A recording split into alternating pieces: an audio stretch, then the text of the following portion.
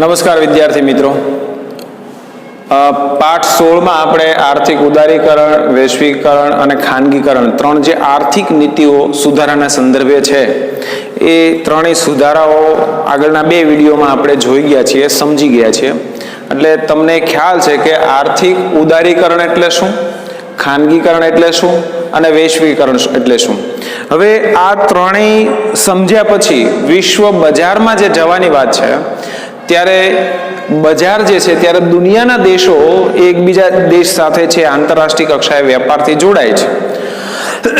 અને જ્યારે વ્યાપારથી તમે જોડાવ છો ત્યારે સીધી વાત છે કે ઘણી વખત કેટલાક પ્રકારના આર્થિક બાબતોથી લઈને બીજી બધી બાબતોમાં સંઘર્ષો ઊભા થવાની શક્યતાઓ છે. અને એ જ્યારે સંઘર્ષ ઊભા થાય છે ત્યારે એનું નિરાકરણ, આ તો બે અલગ અલગ રાષ્ટ્રો છે એની વચ્ચેના સંઘર્ષ છે, ત્યારે જો એના ઉપર કોઈક સંસ્થા નિયંત્રણ રાખી શકે એવા પ્રકારની હોય તો એ સંઘર્ષ છે એ મોટું સ્વરૂપ લેતા પહેલા જ કોઈક સરળ રસ્તો છે એ નીકળી શકે અને બંને વચ્ચેના વ્યાપારો એ ચાલુ રહે. એટલે આટલા સંયુક્ત રાષ્ટ્ર સંઘ જે છે એની સ્થાપના પછીના કેટલાક વર્ષો પછી આવી એક સંસ્થાની પણ જરૂરિયાત લાગે.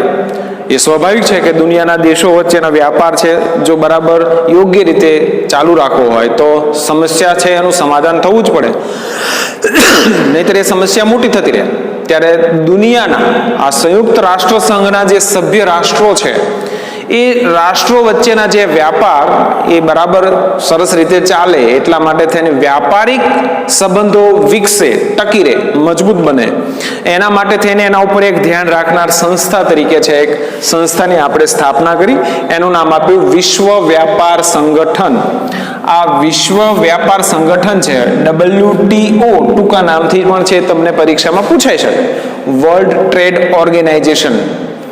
તો આ છે એ સંસ્થા કેવા પ્રકારની છે, શું કામ કરે છે, એના સંદર્ભે જે કેટલીક બાબતો છે એને આપણે જોવાની છે. એની સ્થાપના 1 જાન્યુઆરી 1995, યાદ રાખજો. ઘણી વખત વિદ્યાર્થીઓ આ જે બધી નીતિઓ છે ને એ નીતિઓ અમલમાં આવી આપણે ત્યાં ભારતમાં 1991માં, અને ઘણા બધા વિદ્યાર્થીઓ એવું માનતા હોય છે કે આ બધું એની સાથે જ જોડાયેલું છે એટલે અહીંયા 95ના બદલે ઘણી વખત 91 લખી નાખે છે. પણ WTO સંસ્થા જે છે વિશ્વ વ્યાપાર સંગઠન, એની સ્થાપના 1 જાન્યુઆરી 1995માં છે. એટલે આ બંને જે તારીખો છે, આ બંને જે સાલ છે અલગ અલગ છે. અહીંયા છે એ સ્વિટ્ઝરલેન્ડ જે છે એના જીનીવા ખાતે આનું હેડક્વાર્ટર, મતલબ મુખ્ય ઓફિસ છે એવું તમે સમજી લો. એટલે 1991માં છે આપણે અહીંયા છે એ બાકી નીતિ છે એ ઔદ્યોગિક બદલી છે, આર્થિક નીતિ બદલી છે, અને 1995માં સંસ્થા છે એ સ્થાપિત થઈ. યાદ રાખો કે 1995માં જ્યારે એની સ્થાપના થઈ ત્યારે એ સ્થાપક રાષ્ટ્રો જે છે, આમ તો એની સ્થાપનાથી જ એ ભારત એનું સભ્ય રાષ્ટ્ર છે એટલે સ્થાપક રાષ્ટ્ર તરીકે પણ મૂકી શકાય. એટલે પહેલેથી જ એ ભારત સાથે છે એ જોડાયેલું છે, અથવા તો આ સંસ્થા સાથે ભારત જોડાયેલું છે. અને ત્યારે સ્વાભાવિક છે કે એના જે કેટલાક ધ્યેયો છે, લક્ષ્યાંક જે છે અને એનું જે કામ છે એ કામના સંદર્ભે થોડોક પરિચય આપણે છે પહેલા મેળવી લેવો જરૂરી છે. કારણ કે એ સંસ્થા શું કામ સ્થપાય, એને કયું કામ કરવાનું છે, અને આપણી સાથે એ આ સંસ્થા જોડાયેલી છે, આપણો વ્યાપાર એની સાથે જોડાયેલો છે, ત્યારે એના સંદર્ભે પણ કેટલીક બાબત આપણને ખ્યાલ હોય જરૂરી છે. મેં તમને અગાઉની 3 નીતિઓ જે છે, ઉદારીકરણ, ખાનગીકરણ અને વૈશ્વિકરણ, આ ત્રણેય નીતિઓના સંદર્ભે પણ તમને કીધું છે કે જો પૂછવું હોય તો 3 માર્ક સુધીમાં છે પૂછાઈ શકાય. એ જ પ્રકારે આ પણ ઘણી વખત ભૂતકાળમાં પૂછાયું છે. કોઈ પણ એક ધ્યેય છે કે કાર્યોના સંદર્ભે 2 માર્કમાં પૂછાયું હોય અથવા તો સળંગ 3 માર્કમાં છે પૂછાયું, એવું ભૂતકાળમાં બન્યું છે. પણ એનું કોઈ કાર્ય કે કોઈ ધ્યેયને ટાર્ગેટ કરી અને ટૂંકા પ્રશ્નમાં પણ છે આપણને પૂછી શકે છે, ત્યારે એ આપણે બરાબર સમજી ગયા હોઈએ. યાદ રાખો કે વિસ્તૃત પ્રશ્નમાં તમને પૂછાય તો પણ આવડે એવા પ્રકારે તમે તૈયારી કરશો અથવા તો સમજશો. વાંચીને યાદ રાખી લેવું એના કરતાં એને બરાબર સમજો. જો એને બરાબર સમજી લેશો તો યાદ રાખવાની જરૂર નહીં પડે, આપોઆપ રહી જ ગયું છે. એટલે એ બાબતને પણ આપણે બરાબર જોવાનું છે. ત્યારે સૌથી પહેલા આપણે છે એને ધ્યેયોને નક્કી કરીએ. તો એમાં પહેલું ધ્યેય જે તમારી ટેક્સ્ટમાં આપ્યું છે કે વિશ્વના દેશો વચ્ચેનો જે વ્યાપારિક અવરોધો છે એને દૂર કરવા. યાદ રાખો કે અહીંયા અવરોધો જ્યારે શબ્દ વપરાય છે ત્યારે બંને વચ્ચેના ઝઘડાઓ જ એવું નહીં સમજવાનું. મેં તમને પહેલા પણ કીધું છે કે જ્યારે વ્યાપાર એકબીજા દેશ સાથે જોડાય છે ત્યારે ત્યાંના ચલણથી લઈને જો વળતર આપવાનું, તમે કોઈ ચીજ વસ્તુ લ્યો છો તો કોઈ દેશ પાસેથી વસ્તુ ખરીદો છો ત્યારે એને વળતરનું કોઈ સ્વરૂપે તમારે આપવાનું, કારણ કે તમારું ચલણ તો ત્યાં ચાલવાનું નથી. એટલે આ બધી સમસ્યા પછી એક વૈશ્વિક નાણાં ભંડોળ જે છે એમાંથી એને સરળતાથી કઈ રીતે આપી શકાય, અથવા તો એને આપ લેના જે પ્રશ્નો હોય એને એકબીજા દેશ સુધી પહોંચાડવાની જે સમસ્યાઓ હોય, માત્ર એટલું જ નહીં પણ ઘણી વખત એવું બને કે દરેકને પોતપોતાની સરકાર છે અલગ અલગ નીતિઓ વૈશ્વિક વ્યાપારના સંદર્ભે બનાવતી હોય, ત્યારે સ્વાભાવિક છે કે કોઈ દેશને જરૂરિયાત છે અને કોઈ દેશની એવી પ્રકારની નીતિ છે કે એના કારણે છે એને અન્યાય થતો હોય.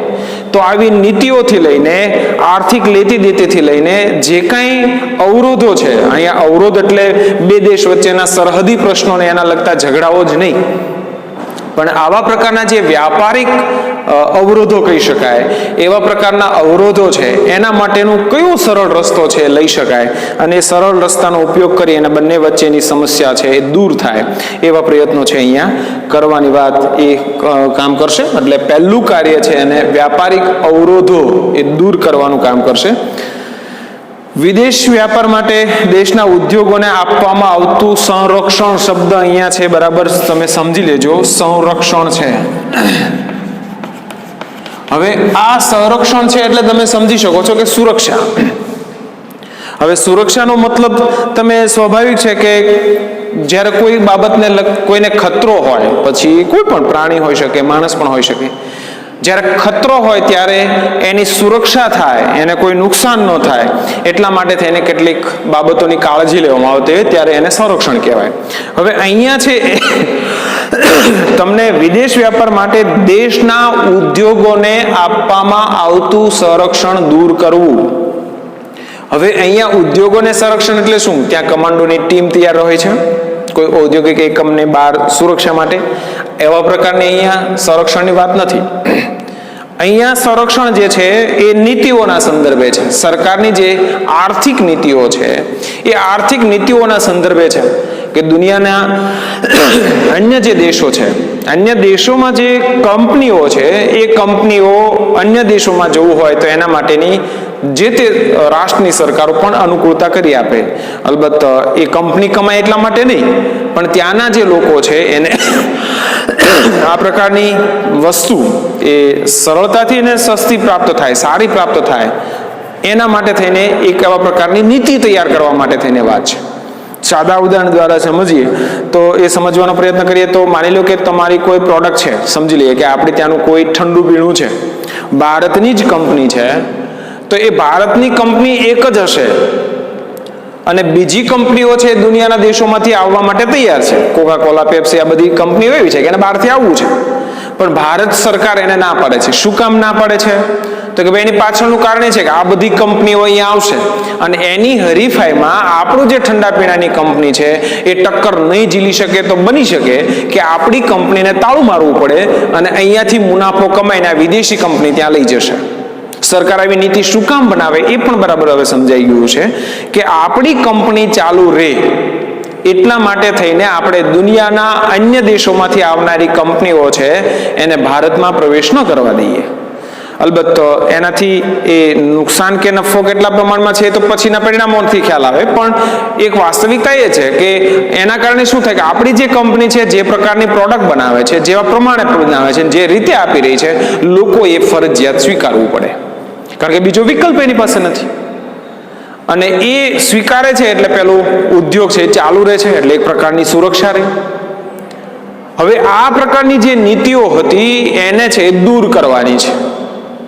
દૂર કરવાનો મતલબ શું? તો કે ભાઈ હવે તમારે ત્યાં કોઈ એવી કંપની આવે છે, અલબત્ત કંપનીને જો પોતાને અનુકૂળતા લાગશે અથવા તો યોગ્ય પરિસ્થિતિ લાગશે તો જ આવશે. ગમે તે પરિસ્થિતિમાં કોઈ કંપની છે આવી નથી જતી. એટલે માનો કે એવી કોઈ કંપની છે ત્યાં આવવા માટે તૈયાર થાય છે તો ત્યાં આપણી સરકાર એને ના પાડવાના બદલે હવે બોલાવશે, ભાઈ તમે આવો. એના કારણે ફાયદો શું થયો? તો કે પહેલા આપણને એવું થયું કે આપણો ઉદ્યોગ બંધ થશે તો હવેની પરિસ્થિતિ એ છે કે આપણો ઉદ્યોગ બંધ થશે કે એ ચાલુ રહેશે એ પછીની વાત છે, પણ પહેલી કંપની આવશે તો આપણી જે કંપની છે એની પણ ગુણવત્તા સુધરશે, એના ઉત્પાદનની માત્રા પણ સારી બનશે અને એના કારણે પહેલી કંપની વચ્ચેની હરીફાઈ થશે. એટલે બે ફાયદા છે, એક આપણી જે એકમ છે એની ગુણવત્તા સુધરે છે, બીજી કંપની આવીને ઉત્પાદન પ્રક્રિયા કરે છે તો એમાંથી જે કંઈ પેલો નફો કમાય છે એમાંથી આપણી સરકારને આવક પણ થવાની છે ટેક્સના સ્વરૂપે, તો ફાયદો છે. એટલે આવા પ્રકારના જે ઉદ્યોગો છે એને પહેલા આપણે ના પાડતા હતા કે ભાઈ તમારે આવવાનું નથી. એટલે આ શું હતું? ઉદ્યોગની સંરક્ષણ નીતિ હતી. હવે એ સંરક્ષણ નીતિ દૂર કરવાને કારણે દરેક કંપની છે દુનિયાના અન્ય દેશોમાં પણ જઈને ઉત્પાદિત એકમો શરૂ કરી શકે. ભારતની કોઈ કંપની છે અમેરિકામાં ચાલુ થઈ શકે, તો અમેરિકાની કોઈ કંપની છે ભારતમાં આવીને એ શરૂ કરી શકે. તો પહેલા છે વિદેશી કંપની નહીં એવા પ્રકારની જે સંરક્ષણ નીતિ હતી એ દૂર કરવાની છે અને બધા જ દેશોમાં બધી કંપનીઓને છે મુક્ત રીતે આવજા કરી શકે, વ્યાપાર કરી શકે, ઉત્પાદન કરી શકે એવા પ્રકારની પરિસ્થિતિનું માળખું ઊભું થાય એવી પરિસ્થિતિનું નિર્માણ કરવાનું કામ એ વિશ્વ સંસ્થા કરશે. વૈશ્વિક વ્યાપાર નીતિ અને આર્થિક નીતિઓ સાથેનું સંકલન સાધવું. યાદ રાખજો કે દુનિયાના કેટલાક દેશોને એક પોતાની નીતિ હોય છે, વિદેશ વ્યાપારથી લઈને સ્થાનિક નીતિઓ બધી. હવે એના કારણે શું થાય કે વૈશ્વિક વ્યાપાર નીતિ જે વિશ્વ વ્યાપાર સંગઠન દ્વારા નીતિ તૈયાર થઈ છે એના દુનિયાના જે દેશો છે બધા દેશો સાથે પૂરતી રીતે સુસંગત હોય એવું ના પણ બને. કેટલાક દેશો એવા હોય કે જે આ બાબતોને સ્વીકારતા ન હોય, તો ત્યારે છે એ વિશ્વ વ્યાપાર સંગઠન એમાં શું ઢીલાશ મૂકી શકાય અથવા તો કયો એવો દેશ છે કે એને આ બાબતે જે થોડું કૂણું વલણ અખત્યાર કરવા માટે ભલામણ કરી શકાય, એ બંને વચ્ચેનો છે વતલો રસ્તો નીકળે અને વિશ્વ વ્યાપારમાં છે સરળીકરણ દરેક રાષ્ટ્ર માટે ઊભું થાય એના માટેના છે પ્રયત્નો કરવાના છે ને એટલા માટે થઈને વ્યાપાર નીતિ અને દરેક રાષ્ટ્રની આર્થિક નીતિ એ બંને વચ્ચેનું અંતર ન વધી જાય અને બંને વચ્ચે છે થોડી સમાનતા જળવાઈ રહે, જેથી કરીને દરેક રાષ્ટ્રને અને વિશ્વ વ્યાપારને બંનેને છે ફાયદો થાય એવા પ્રકારની નીતિઓ ઘડવાનું અને અન્ય રાષ્ટ્રો છે એ ઘડે એવો આગ્રહ રાખવાનું કામ પણ આ સંસ્થાએ કરવાનું છે. વિશ્વમાં ઉદ્ભવતા જે વ્યાપારી ઝઘડાઓ છે એનું પણ નિવારણ કરવાનું છે. બે દેશો વચ્ચે કોઈ આવા પ્રકારનો સંઘર્ષ થાય છે ત્યારે એ નીતિઓ છે સારી બને. હમણાં આપણને ખબર છે કે ચાઇના અને અમેરિકા વચ્ચેનો એક આવા પ્રકારનો વોર શરૂ થયો છે અને પહેલા છે અમેરિકન જે પ્રોડક્ટ છે એના ઉપર ટેક્સ વધારે, તો આ ચાઇનીઝ પ્રોડક્ટ ઉપર છે ટેક્સ વધારે, જેથી કરીને એનો વ્યાપાર એ ત્યાં અટકી જાય. એવા પ્રકારના જે ઝઘડાઓ છે એની પાછળમાં વિશ્વ રાજકારણના કેટલીક બાબતો છુપાયેલી હોય એટલે બહુ સરળ નથી હોતું, પણ તેમ છતાંય એ હા માત્ર બે દેશને જ ફટકો નથી પડતો પણ એ બે દેશના અર્થતંત્ર સાથે જોડાયેલા બીજા દેશોના જે અર્થતંત્રો છે એને પણ એની અસર થતી હોય છે. વિશ્વ બજારમાં વર્ચસ્વ ધરાવતી કેટલીક વસ્તુઓ છે એના ઉપર પણ અસર થવાના કારણે દુનિયાના લગભગ દેશોને અસર કરતા બનતું હોય છે. ત્યારે દુનિયાના બધા દેશોને એ ઓછામાં ઓછું સ્પર્શે અને ઝડપથી યોગ્ય પરિસ્થિતિ છે ઊભી થાય અને એ આવા જે વ્યાપારિક ઝઘડાઓ છે એનું નિરાકરણ થાય એના માટેના પ્રયત્નો જે છે એ આ વિશ્વ સંસ્થા છે, વિશ્વમાં ઉદ્ભવતા વ્યાપારી ઝઘડાઓ છે એનું નિરાકરણ લાવવાના પ્રયત્નો પણ આ સંસ્થા દ્વારા થશે. હવે આ એના ધ્યેયો જોયા પછી હવે એના કાર્યો શું છે એમાં પહેલું જોઈએ તો બહુરાષ્ટ્રીય વ્યાપાર. યાદ રાખજો કે અહીંયા એક શબ્દ છે બહુરાષ્ટ્રીય.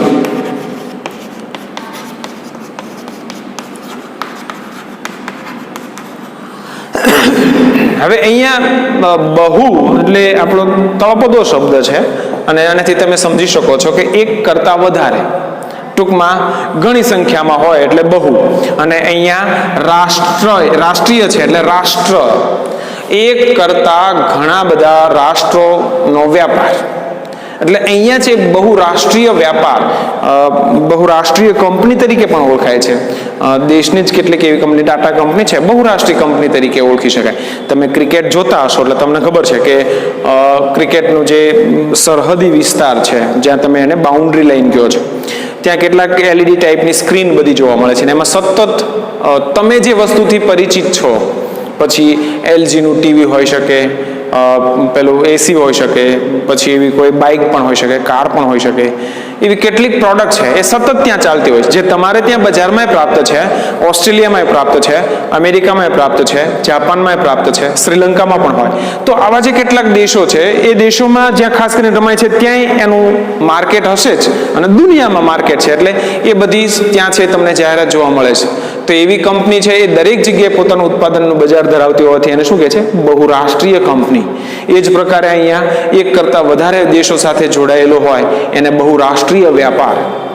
ટૂંકમાં એવું સમજો કે એક બે રાજ્યો રાષ્ટ્રોમાં નહીં, પણ દુનિયાના ઘણા બધા રાષ્ટ્રો સાથે, બધા જ રાષ્ટ્રોમાં હોય એવું નહીં, પણ એ ઘણી સંખ્યામાં હોય એવા પ્રકારના જે વ્યાપાર હોય, રાષ્ટ્રો હોય, એટલા માટે તેને બહુરાષ્ટ્રીય વ્યાપાર અને તેને લગતા કરારો અને જરૂરી માળખું ઊભું કરવાનું અને એનો અમલ કરાવવાની વાત એ અહીંયા સ્વીકારી છે, કામ કરવાનું છે કે ભાઈ ઘણા બધા દેશોને સ્પર્શતો હોય એવો પ્રકારનો વ્યાપાર, એને લગતી અનુકૂળ નીતિઓ, એના માટેને છે પરિસ્થિતિનું નિર્માણ થાય, અને માળખું, ખાસ અહીંયા માળખું શબ્દ આવે, તમે માળખું સમજી ગયા છો કે માળખું એટલે કોઈ એક તમારે કાર્યક્રમ કે કામ કરવું છે એના માટેની અનુકૂળ પરિસ્થિતિઓનું સર્જન.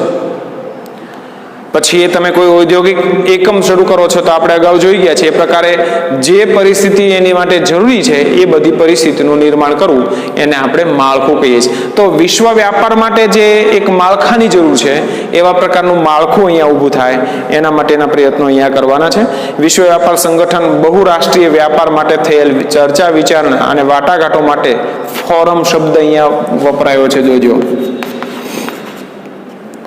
ફોરમ આગળ પણ આપણને આવવાનું છે, ગ્રાહક સુરક્ષાના સંદર્ભે ભણશું ત્યારે, પણ ફોરમનો મતલબ એ છે કે તમે ત્યાં ચર્ચા વિચારણા કરી શકો, મતલબ કોઈ એવા પ્રકારની પરિસ્થિતિ છે એનું નિરાકરણ લાવી શકાય. તો વિશ્વ કક્ષાએ જ્યારે કોઈ આવી પરિસ્થિતિ છે ઊભી થાય છે ત્યારે એની ચર્ચા વિચારણા કે વાટાઘાટો કરવા માટે થઈને આ સંસ્થા એ ફોરમ તરીકેનો અથવા તો એક સ્ટેજ બને છે કે જ્યાં દુનિયાના દેશોની વ્યાપારિક નીતિના સંદર્ભે વાટાઘાટો થાય અને એના જેટલા સભ્ય રાષ્ટ્રો છે એ સભ્ય રાષ્ટ્રો પણ એમાં જોડાય અને સારું વાતાવરણ વિશ્વ વ્યાપાર માટે થઈને કે યોગ્ય પરિસ્થિતિનું નિર્માણ એ કઈ રીતે કરી શકાય એના સંદર્ભે કેટલીક બાબતોની અનુકૂળતા પૂરું પાડવાનું કામ કરે છે. ત્યાર પછી આવે છે WTO એ ભેદભાવ વગર આંતરરાષ્ટ્રીય વ્યાપારને પ્રોત્સાહન પૂરું પાડે છે. અહીંયા જે આ સંસ્થા છે WTO, વર્લ્ડ ટ્રેડ ઓર્ગેનાઇઝેશન, આ સંસ્થા માટે દુનિયાના દરેક રાષ્ટ્રો એક સમાન છે. હા, એવા પ્રકારની નીતિ છે એ અખત્યાર નથી કરી શકતી કે દુનિયાના અમુક દેશોને છે વિશેષ મહત્વ આપે અને અમુક દેશોને છે અવગણના થાય. બધા જ દેશોનો છે વૈશ્વિક વ્યાપાર વધારે સદ્ધર બને, વધારે સરળ બને, વધારે સારું બને, એના માટેના પ્રયત્નો છે આ સંસ્થાએ કરવાના છે. અને સતત એવા પ્રકારની નીતિઓ ઘડવાનું કામ, એવા પ્રકારનું માળખું ઊભું કરવાનું કામ, એવા પ્રકારની વ્યવસ્થા ઊભી કરવાનું કામ એ સતત આ સંસ્થા દ્વારા થાય છે. એક પ્રોત્સાહન દુનિયાના દેશોને છે મળે, એની જે સમસ્યાઓ છે એ સમસ્યાઓનું છે સમાધાન થાય એના માટેના પ્રયત્નો છે અહીંયા કરવામાં આવે છે. ત્યાર પછી જુદા જુદા દેશો પોતાની રાષ્ટ્રીય નીતિને અનુસરતા હોય તેનું અવલોકન કરે છે અને જરૂરી સુધારા વધારા પણ સૂચવે છે. આગળના મુદ્દામાં આપણે એની ચર્ચા કરી ગયા છીએ કે દરેક દેશ પોતાની એક વ્યાપાર નીતિ અથવા તો ત્યાંની આર્થિક નીતિ છે એ નક્કી કરતી હોય છે દરેક રાષ્ટ્રની સરકાર. ત્યારે એ રાષ્ટ્રની સરકાર એવા પ્રકારની જે નીતિઓ અખત્યાર કરે જે વિશ્વ વ્યાપારને સુસંગત ન હોય અથવા તો કોઈક જગ્યાએ એની અડચણ થતી હોય ત્યારે જે તે રાષ્ટ્ર સાથે આવા પ્રકારની વ્યાપારમાં બાંધછોડ કરી અને વિશ્વ વ્યાપારને છે એ યોગ્ય દિશા મળી શકે અને દરેક રાષ્ટ્રો એ બધા રાષ્ટ્રો સાથે જોડાય અને વ્યાપાર કરી શકે એવા પ્રકારના શું ફેરફાર કરી શકાય એ ફેરફાર સૂચવે છે. અને એવા પ્રકારનું છે ફેરફાર કરે એના માટે એને પ્રોત્સાહિત કરે છે, ભલામણ પણ કરે છે અને એવી નીતિ અખત્યાર થાય એના માટેના પ્રયત્નો કરે છે. તો દરેક રાષ્ટ્રોનો વ્યાપાર છે યોગ્ય વ્યવસ્થા થાય એના માટેનું કામ આ સંસ્થા દ્વારા થાય છે. 3 માર્ક સુધીમાં પૂછાઈ શકે એવા પ્રકારનો પ્રશ્ન છે. હવે એ જે આપણી પેપર સ્ટાઇલ છે એના આધારે એ ટૂંકો પ્રશ્ન પણ પૂછાઈ શકે, ત્યારે આપણને છે એ બરાબર સમજ્યા હોય તો વાંધો નહીં આવે, એટલે એને બરાબર સમજી લેજો. હવે પહેલા છે આપણે ઉદારીકરણ જોઈ ગયા, પછી ખાનગીકરણ જોઈ ગયા, વૈશ્વિકરણ જોયું, આ 3 મુદ્દાઓ પછીનો અત્યારે જે મુદ્દો જોયો એ આપણે વિશ્વ વ્યાપાર સંગઠન એનું ધ્યેય અને કાર્યો જોયા.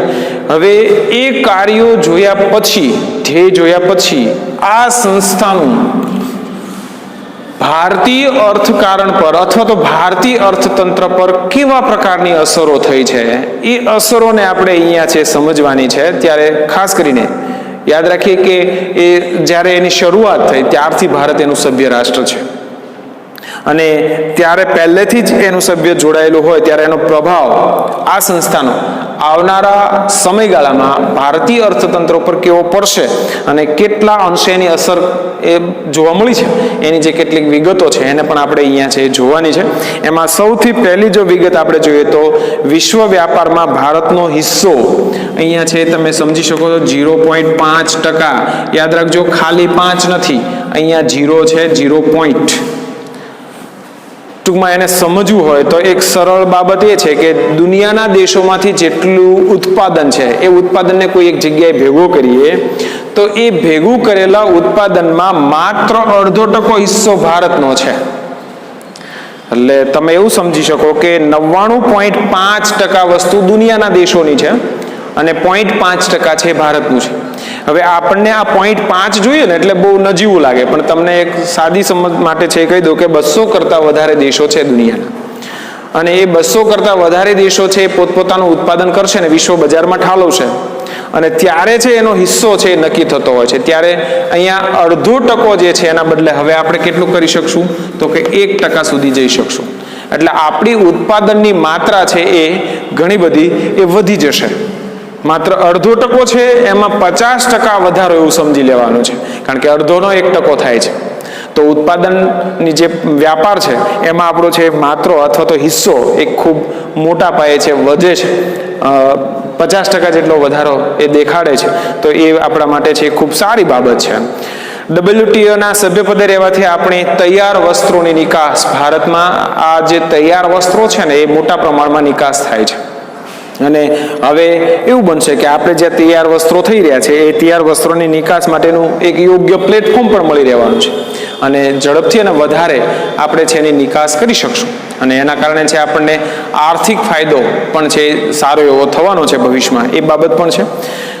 ત્રીજું જે છે એ WTOમાં સભ્ય થવાથી ભારત પોતાની ખેત પેદાશની નિકાસમાં વૃદ્ધિ કરી શકશે.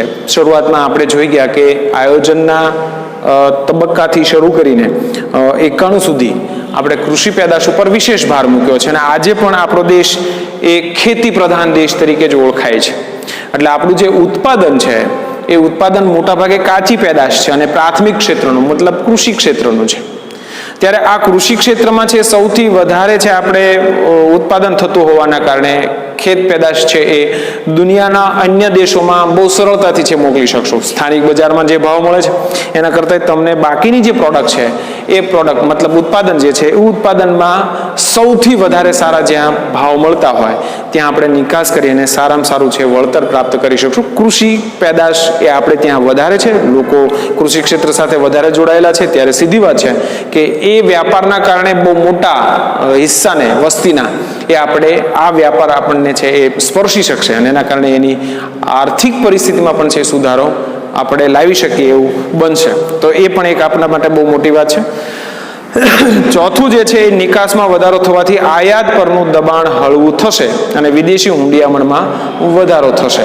અહીંયા 2 શબ્દો છે વિશેષ જોવાના છે. એમાં નિકાસમાં વધારો થવાથી શબ્દો 2 બરાબર જોઈ લેજો. અહીંયા નિકાસ અને એનાથી આયાત પરનું દબાણ.